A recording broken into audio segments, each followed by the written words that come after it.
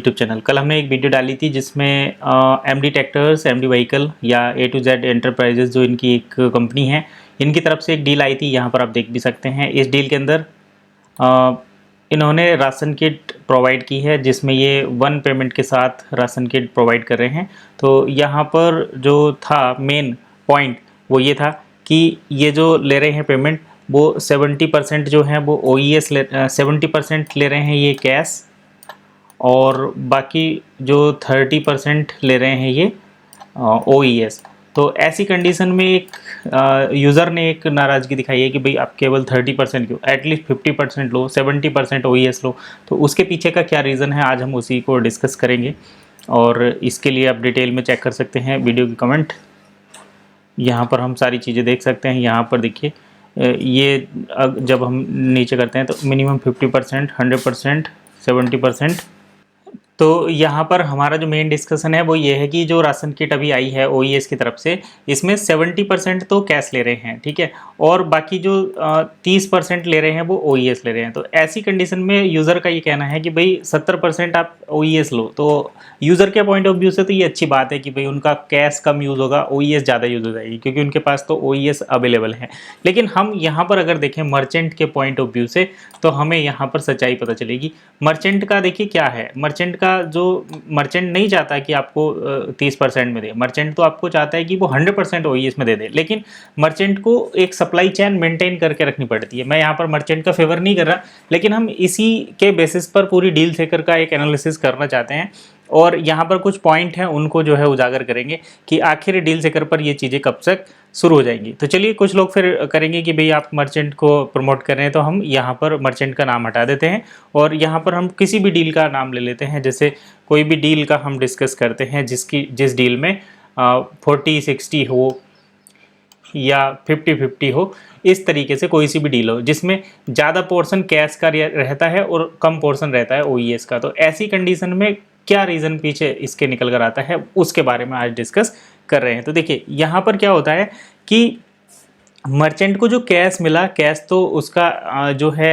एकदम कहीं पर भी वो यूज कर सकता है, क्योंकि मर्चेंट को एक साइकिल मैनेज करनी पड़ती है। मर्चेंट को रॉ मटेरियल परचेज करना पड़ता है, मर्चेंट को लेबर कॉस्ट भी मेंटेन करनी पड़ती है, मर्चेंट को जो है जो जहाँ से परचेज किया वहाँ से भी कुछ, और जहाँ पर सेल किया वहाँ पर भी उसको स्टोर भी करना है, रखना है।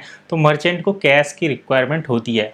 अब अगर मर्चेंट OES में पेमेंट ले लेगा तो उसका कैश एक तरीके से लॉक हो जाएगा। सपोज करो कि आप मर्चेंट ने तो कैश में परचेजिंग की और उसके बाद उसने OES में पेमेंट ले लिया। अब कंपनी 12 मंथ का टाइम दे रही है, तो उससे क्या होगा कि मर्चेंट का कैश जो है वो लॉक हो जाएगा। तो ऐसी कंडीशन में मर्चेंट का लॉन्ग टर्म में सर्वाइव करना थोड़ा सा क्वेश्चनेबल हो जाता है। तो ऐसी कंडीशन में मर्चेंट क्या करते हैं कि अपने प्रॉफिट मार्जिन के आसपास, जिससे कि वो कम से कम लोड लेकर चलें और सिस्टम को लंबे टाइम तक सस्टेन करें, तो उतना ही वो OES परचेस करते हैं या OES एक्सेप्ट करते हैं। अब इसमें स्टेप जो लेना है वो किसको लेना है, कंपनी को। कंपनी को किस तरीके से स्टेप लेना है, DSP स्टेज 2 की तरफ से। और DSP स्टेज 2 क्या करेगा, DSP स्टेज 2 जैसे ही आएगा तो इससे क्या हो जाएगा, इससे मर्चेंट को ऑटोमेटिक तरीके से अपना जो OES है वो DSP में सबमिट नहीं करना पड़ेगा, ये ऑटोमेटिक सबमिट हो जाया करेगा।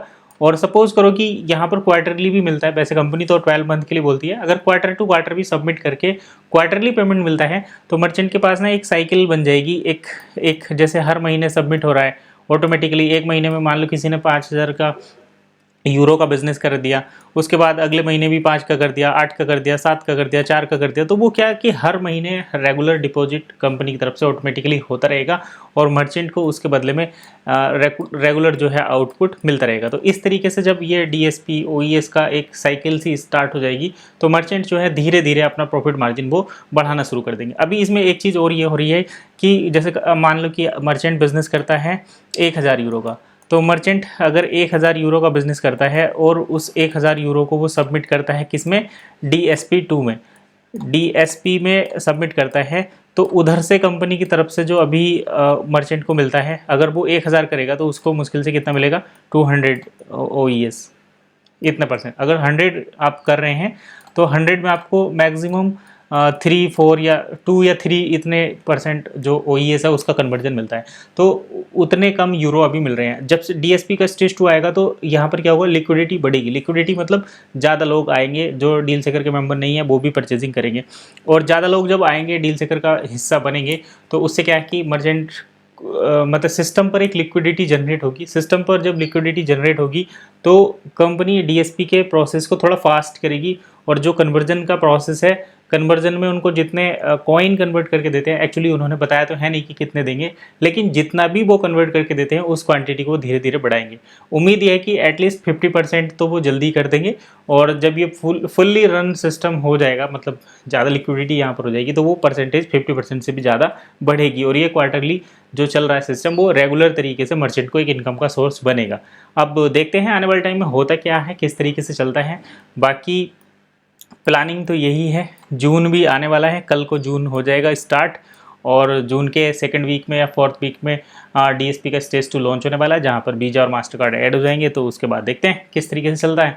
और बाकी जैसे कहीं पर 75% OES ले रहे हैं और 30% या 25% जो कैश ले रहे हैं, तो वो मर्चेंट अभी